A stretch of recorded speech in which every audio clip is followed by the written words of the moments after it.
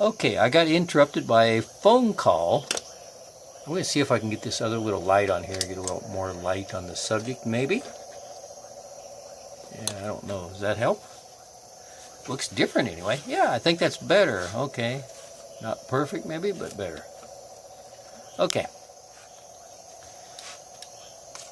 So, I was seeing the pendulum, has its communication abilities. I kind of divide, if you want to say divide, the use of the pendulum into three areas. One is just information, like yes and no answers, multiple choice. It can answer things. And these would be just kind of like information. Another, of course, is healing. And with healing, you are getting the information about a patient, but then you're actually affecting that information by sending or removing energy to help the patient. Okay? And then there's another aspect which I've actually got into, and that's what many of my videos are about not just information, but even about influencing, like my experiences with the reptilians and exorcism of the U.S. Senate, energy work, not necessarily healing, but actual energy work, sending energy to help things happen, to remove the influence on people, things like this.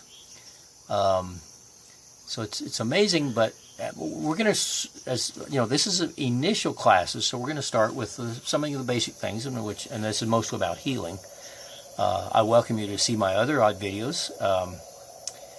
I've learned in my case, information, I can get all kinds of information. We're going to concentrate on healing information, but there's some things I like to test, which you wouldn't really call necessarily healing.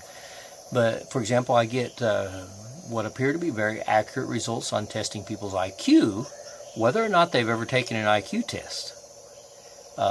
See my video, IQ Test World's Easiest, and I've done this several times. I get very similar, within a few points of the same reading every time, like when I do Leonardo da Vinci.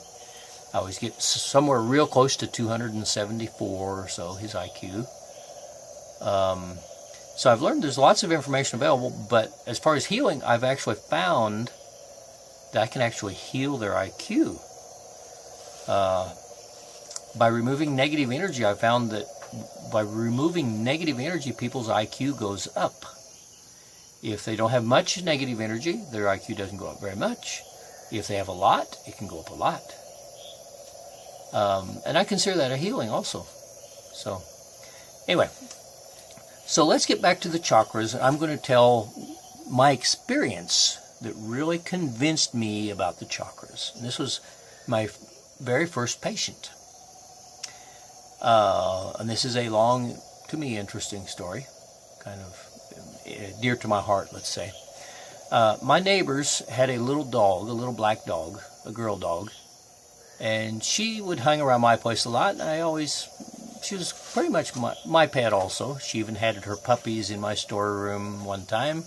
And, I'd feed her some things and she'd hang around, but she was nice. And her name was Blessy. This is Costa Rica, where they speak Spanish. I don't know where they ever got the name Blessy for a little dog, but that was her name. The second time she had puppies, I think she just had one or two, but she would come around and she was very smelly, really smelled bad. And I thought, wow, they need to give that dog a bath. And so I decided I'm going to give her a bath. So I got some hot water from my hot shower in a 5-gallon bucket and gave her a bath, which she didn't really like. But as I'm giving her a bath, I noticed she's got some kind of strange skin infection. She really looked bad, and she didn't act like she felt good either. She looked weak and stuff. And so I decided, well, I'm going to test her chakras. And I started testing the chakras, and of course I couldn't lay her down on her back and put the pendulum over her. And since my wife says it works at a distance, so I thought, okay, well, she's right down there. She's 5 feet or 1.5 meters away. I'll just test her chakras. So I just say, show me her first chakra. And the pendulum showed it probably backwards. I can't remember it all, but they weren't good. She was in bad shape. Okay. But it worked, without being directed over. I just said or think first chakra, second chakra, and they were in bad shape. And that was before I did it spinning on my own, so I'd spin it before I let the pendulum spin on its own. I'd spin it and test it again, and I probably helped her a little. Anyway, but I knew she was in bad shape, and my wife actually had a test of people's, I think it was called physical energy, where a number like 1,200 or something was good, and I can't remember that. And I thought, well, okay, on a scale of 10, I invented my own scale. On a scale of 10, what is the energy of this little dog? And it was bad. It was like 3.5 or 4. Seemed pretty low, and she didn't look good. But it actually showed that. And okay, now here I need to get off onto the other main indicator that the pendulum does. Remember, I was showing you, for me, and you can experiment and find your own system that works and just insert your method in here when I'm talking about these. But for me, of course, clockwise like this is yes. Counterclockwise like this is no. Okay? And back and forth is blocked. Okay? And if it's stopped, and this is something I need to, if you want to say, warn you, if your pendulum stops, or if it gives you wrong answers, dumb answers, weird answers, you may have problems with very negative energy or negative entities. And I used the pendulum a long time before I even worried about that. But, so just so you know, it is always a good idea to ask the pendulum to always have communication with the light. Okay? And I can ask right now, do I have communication with the light? And the pendulum answered me yes. Okay?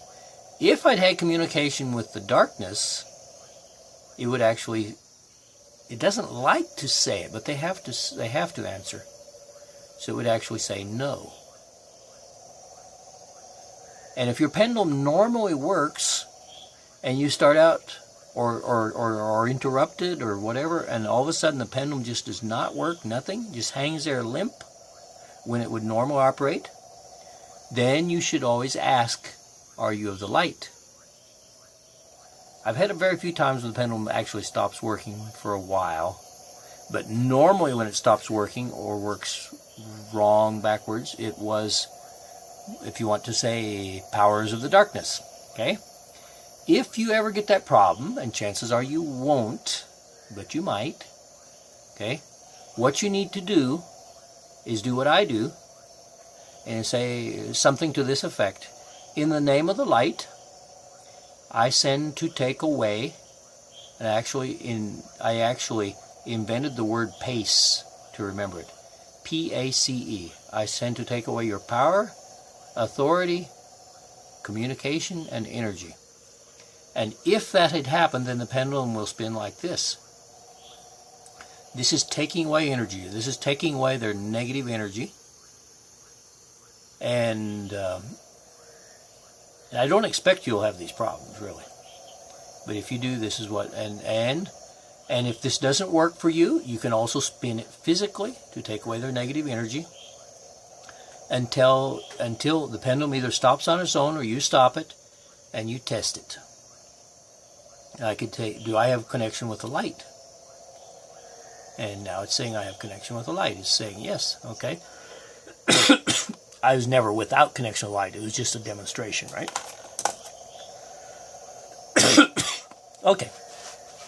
But in this case, this little dog needed help, so I sent her help. Okay? And it seemed to help her a little bit, but she was really sick. She went about 50 yards away, 50 meters away, and we had a place there that was a sunny place by some firewood, and evidently she went there to sun herself, to dry out, right? And maybe an hour later or something, she came back here to the house, and she was walking funny, and she had a big lump on the side of her neck. She had actually been bitten by a poisonous snake, probably that was living in that wood that was there, unfortunately. And I thought, and it had to have been a Saturday afternoon, kind of late, 4 or 5 o'clock, and there's not going to be veterinaries open. I don't have a car. You know, she's going to die on the way. It's very unlikely that she would survive. And so I thought, well, okay, she's going to die. Let me help her. Maybe if I send her energy, it won't hurt as much. I can help, help with the pain, maybe, I don't know. So I did that. And believe it or not, she didn't die. She lived a couple more days. And then I had to go to the Capitol, which I do by bus. And the bus stops up on the top of the mountain about 2.5 hours from here, actually. And it's about 70 kilometers away or so, 50 miles away. And I got out of the bus stops for a rest stop, and I had the Pendulum, and I checked the dog from there. And that was a first test about a real distance, 50 miles, 70, 80 kilometers away, and it worked. Which she was still bad, but it showed the same readings. I got to the Capitol, and was there a couple days, and it stayed the same. I was helping her like 3 or 4 times a day. I'd send her energy, and she was still alive. Then, one time, I checked her, and there was nothing. The Pendulum didn't move. And I'm going to hold it short here. The Pendulum actually were very good at recreating things, so I'm going to show you what happened. It's okay. I connected with Blessy, like this, and I could have a connection with her, right? And then it stops. It spins like in little circles and stops. When it stops, then I have the connection, okay? I had the connection with Blessy, and I say, show me her first chakra. Nothing. Show me her second, third, fourth, fifth, sixth, nothing. Show me her 7th chakra, and I think it will do it. This is recreating it. See, the 7th chakra is still spinning, but it's actually spinning pretty strong. Okay, it was still spinning, and I'm not spinning it. It's spinning on its own. It has a, if you want to say, memory of its own.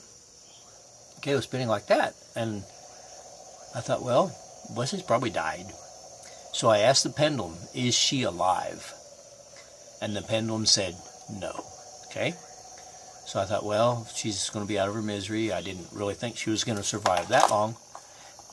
So I connected to her heart chakra, her 4th chakra, and sent her energy just to say goodbye to this little dog that I loved.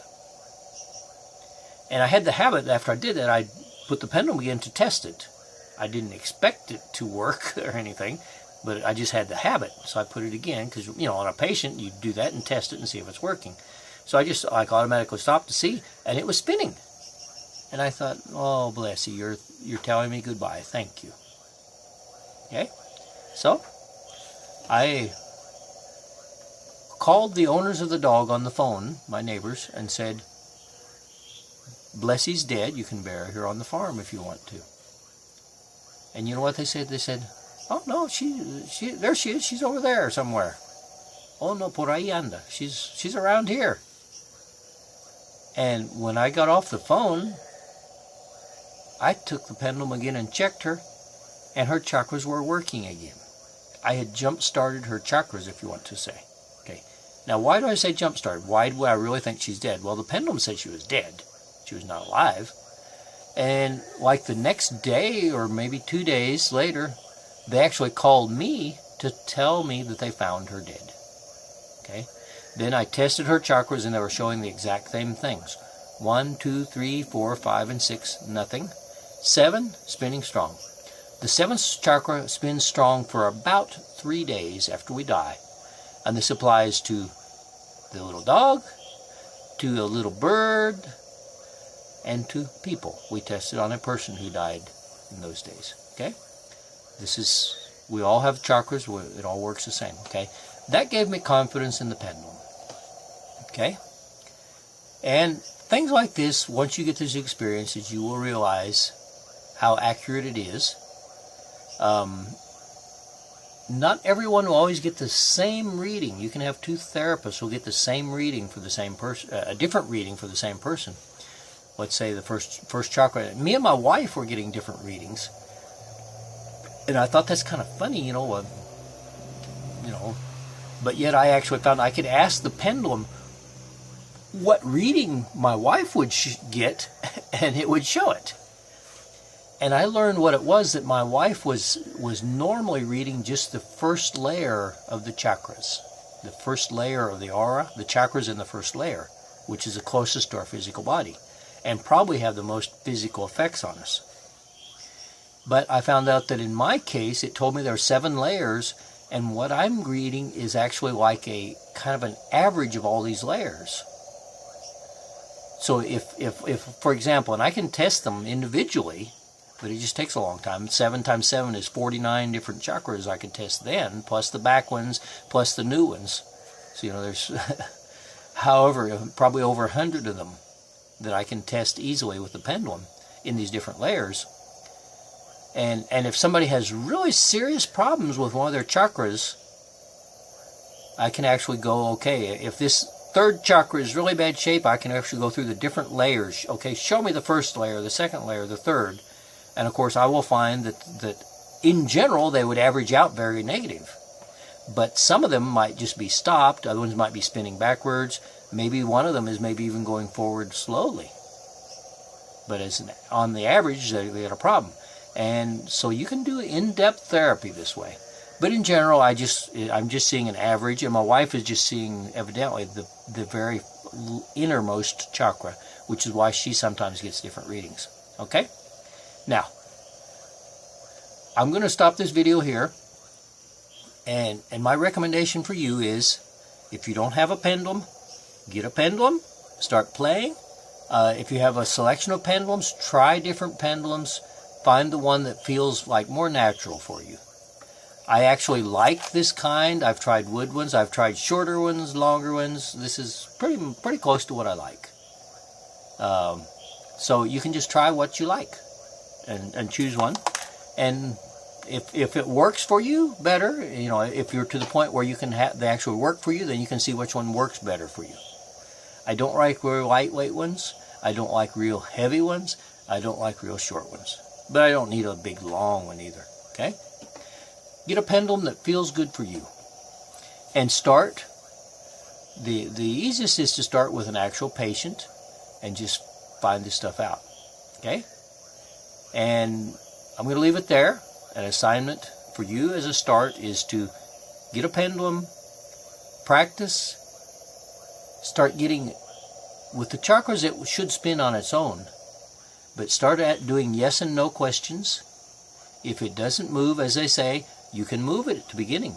You can say, okay, yes, is my name Jesse in my case?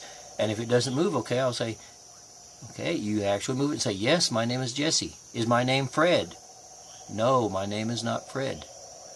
And don't be surprised if this takes a few weeks, possibly even a few months. But you will probably gradually get to be basically amazingly expert at this stuff. And you'll find it's very useful, especially when we're talking about healing, which is what we're going to concentrate on.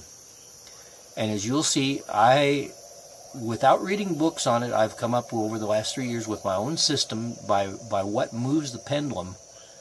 They can do amazing things, and I've had some revelations that had to have come from upstairs teaching me how to do things that are really useful for health and other reasons, and we'll be going over some of them.